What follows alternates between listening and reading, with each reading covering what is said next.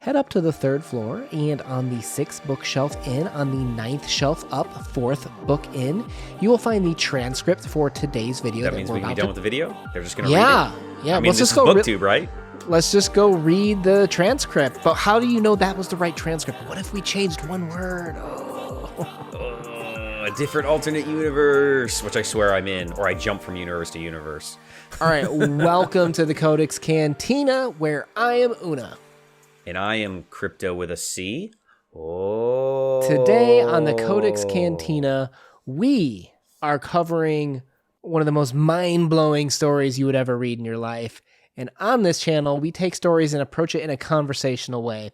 And boy, is this going to be an interesting discussion today. If you are down for learning and talking about crazy stories like that, hit that subscribe button. And as always, we start off with publication information. Library of Babel was first published in 1941, and our version was translated by Andrew Hurley. We'll leave a link down in the description where you can listen for free. Now, it is worth noting that Jorge Luis Borges worked in a library and found it very dull over the many years where he was told he was working too hard and to spend more time reading books.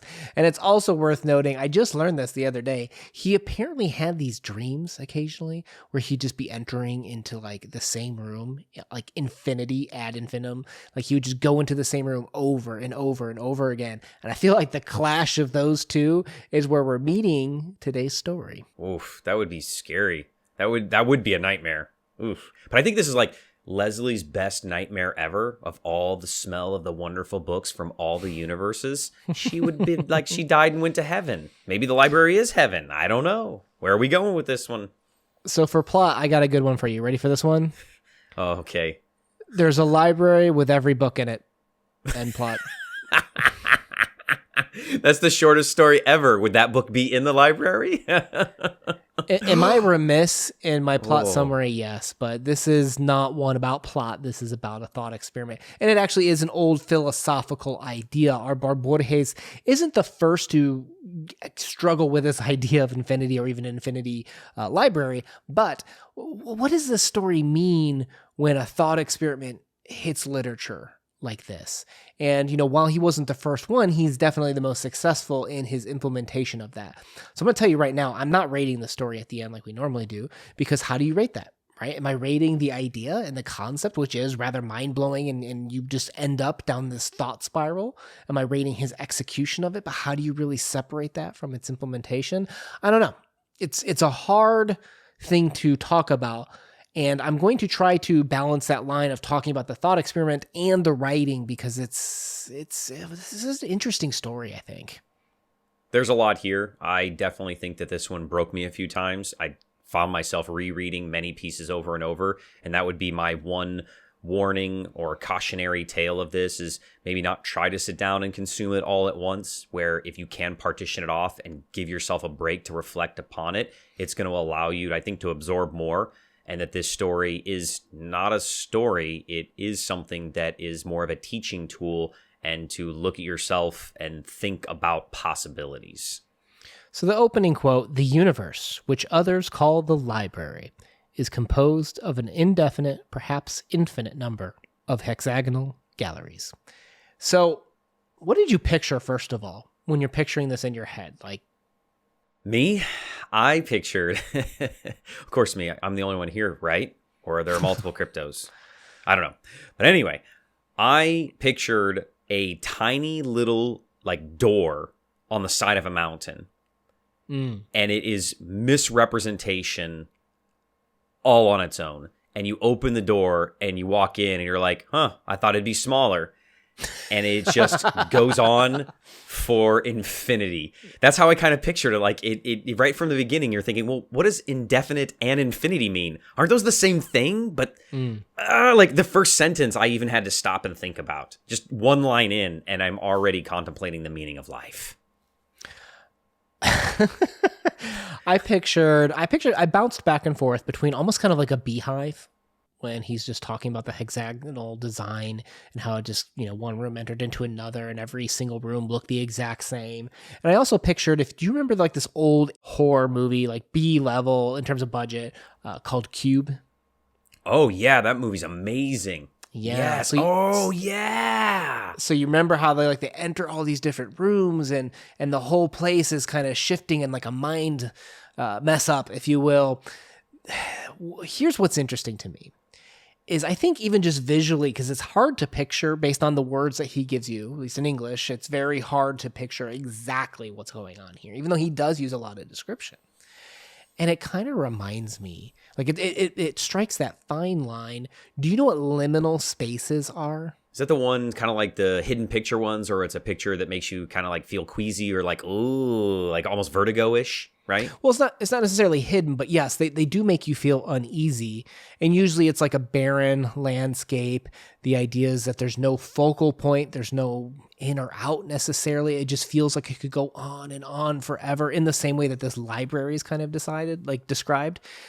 And what's interesting about liminal spaces, it's become real popular. You can actually look up like 10-minute videos on liminal spaces and just watch these creepy, like uneasy photos. And it is calming for some people.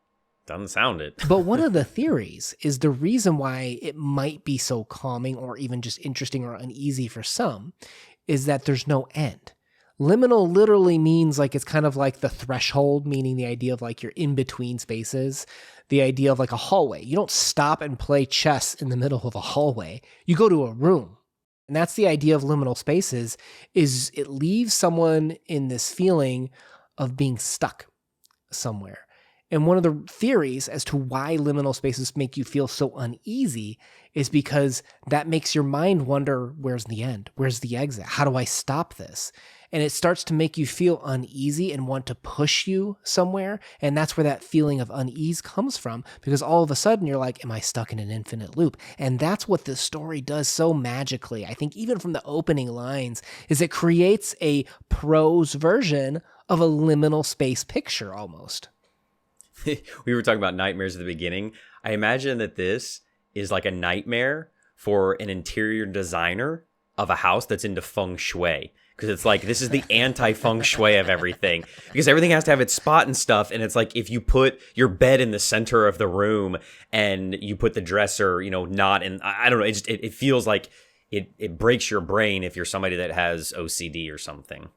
Right. And the characters in this recognize it, right? So to talk about the thought experiment and the book, there's a quote, "The certainty that some bookshelf and some hexagon contained precious books, yet that those precious books were forever out of reach, was almost unbearable," right? So even Jorge is using words like unbearable, like he's trying to make you feel like how you do with those liminal spaces. I don't mean he knew what liminal spaces were and was trying to make you feel that way, but I think he was trying to make you feel at unease. He wasn't trying to perfectly describe this. He's trying to make you feel like there's this eternal, like the myth of Sisyphus, if that makes sense. Like you're constantly going to be pushing that rock and you're never going to reach the end. And that's the feeling that this story kind of accomplishes. And what I like about this story.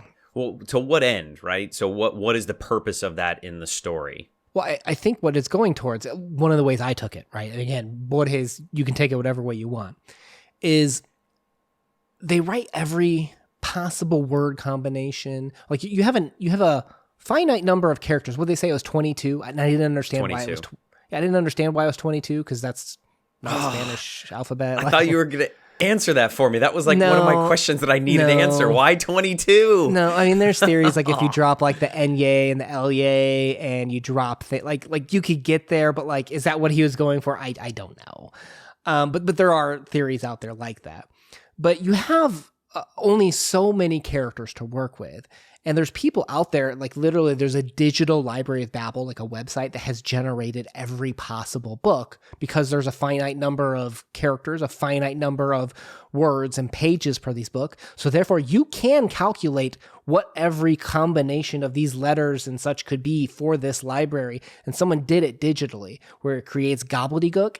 And one of them just so happens to exactly be Macbeth. One of them literally so happens to be our conversation at some point, probably, right? I mean, I guess maybe we don't take up 410 pages of a conversation here. We'll see, but here's the idea.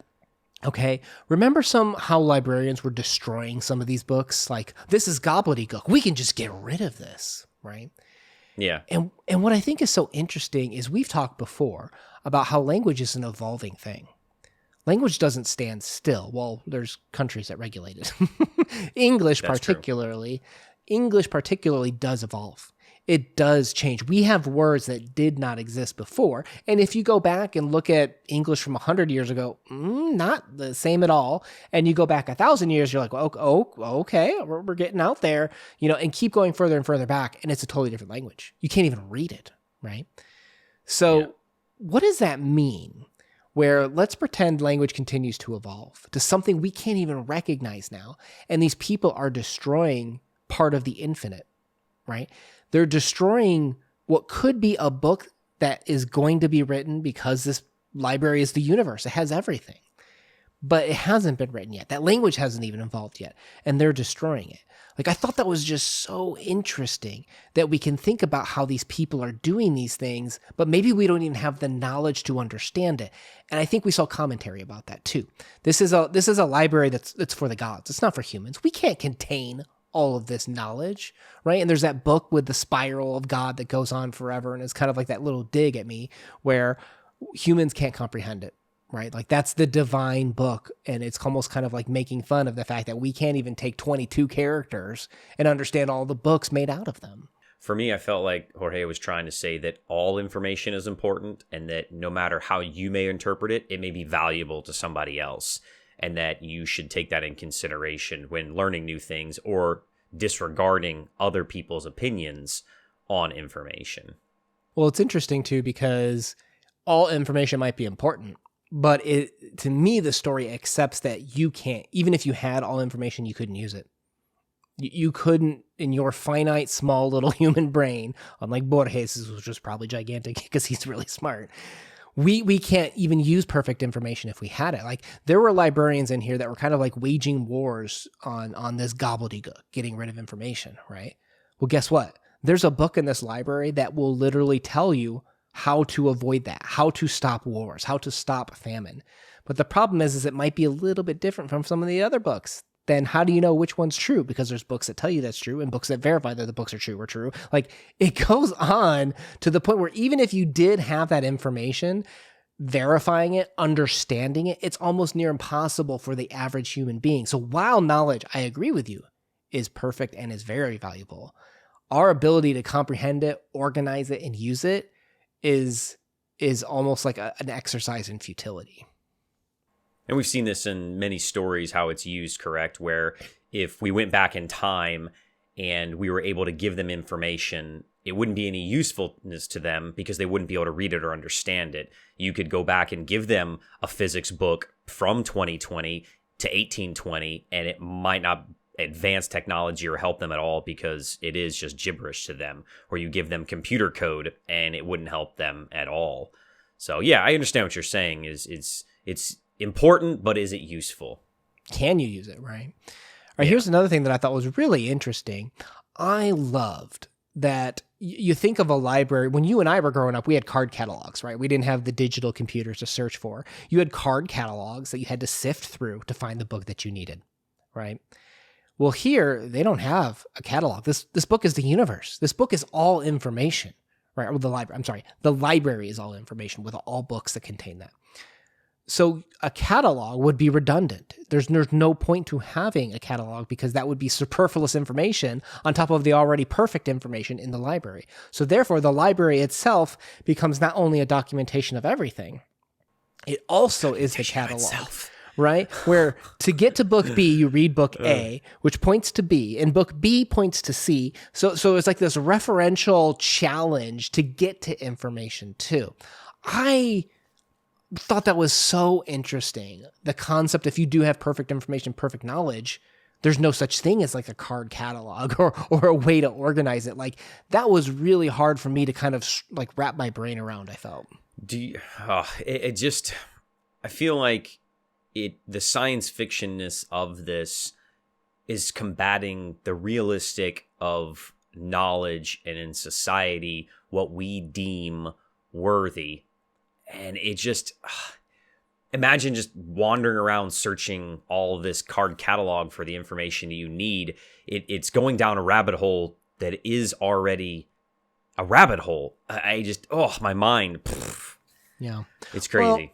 Well, And what's interesting too is the duplication of information. Like, does it really matter if the comma is moved one space or between words, between books? Does that change things that much? And there's always those jokes about how grammar matters. Punctuation and pausing don't get me wrong. Yeah. There's parts of that are funny. We ate grandma. It almost mimics that too, where, I mean, there's that thought experiment of, okay, isn't math wonderful? Like, I want to retile my kitchen.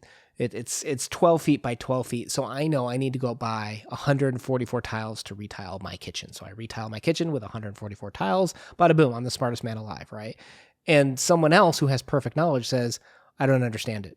You're like, what do you mean? I use math, 12 times 12 equals 144. Isn't that cool that I did that math to figure out how many tiles I needed? He's like, no, you already knew how many tiles you needed. It was 12 by 12. I'm like, yeah, but that's 144 tiles. He's like, it's the same thing. And I think that's what's so interesting about math is we think of it as input, 12 times 12 equals output, 144. But that's not what math says at all. Math says literally those two things are the exact same thing. So when you have this library of perfect information, okay, what does that mean for redundancy, right? To that point of if one thing moves or not. How do I know that this representation of this gobbledygook of characters and this over here aren't just saying this is saying 12 by 12, but the difference is over here I'm saying this is 144, but that's the same thing, right? This is the craziest thought experiment when it comes to this library that Borges just does a really good job, I think, of representing, I think, a really cool thought experiment. Like, this is another way to think about this one is I think more people have probably heard of the infinite monkey theorem. Have you heard of that one at least? Yeah, but that might have been freshman class in 1998. So how about we get a refresher course? I'll audit. So remember, that theorem is if you had infinite monkeys or a monkey that could live forever, doesn't matter, is you sit him at a keyboard. He types away. He type. Eventually, you give him enough time to type.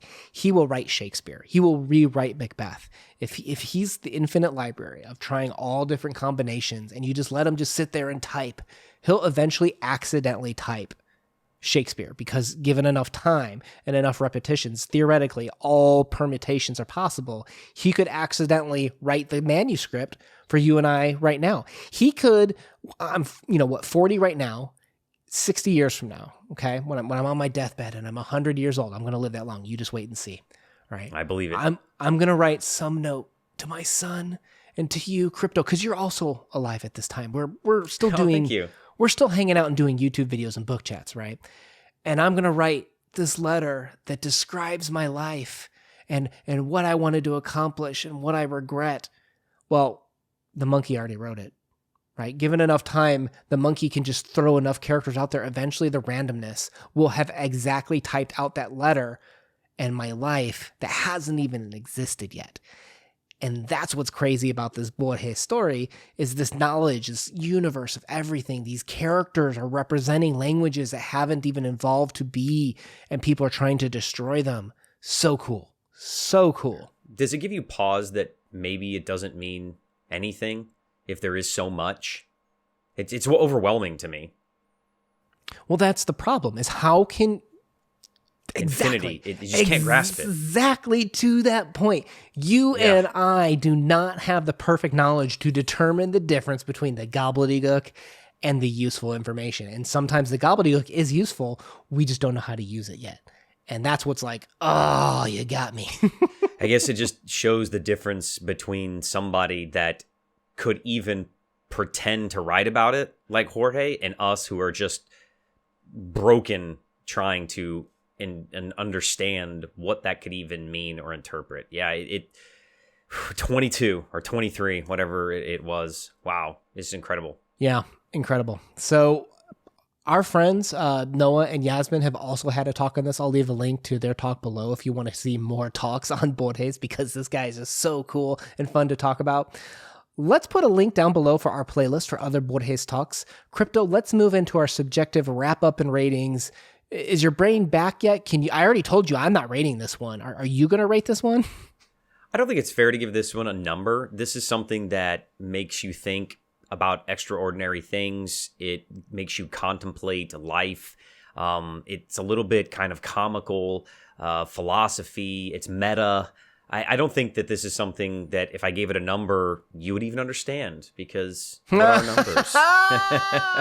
Well I played, do sir. think that there's a lot here. I think it's very valuable as a thought exercise, discussion, philosophy. And there's so much that we didn't touch upon. I mean, literally, we could have gone down the religious route more so than the philosophy route of this is the basically Tower of Babel. And there's a lot of religious references in here to that idea of what would it be like to have all knowledge? Would it be good? No, it wouldn't. Because if you look at the biblical references of this, that broke mankind thousands of years ago when we tried to reach the God status, when we tried to reach the heavens and know all things, we were torn back down again. And I think that's maybe a little bit of a warning from Borges here.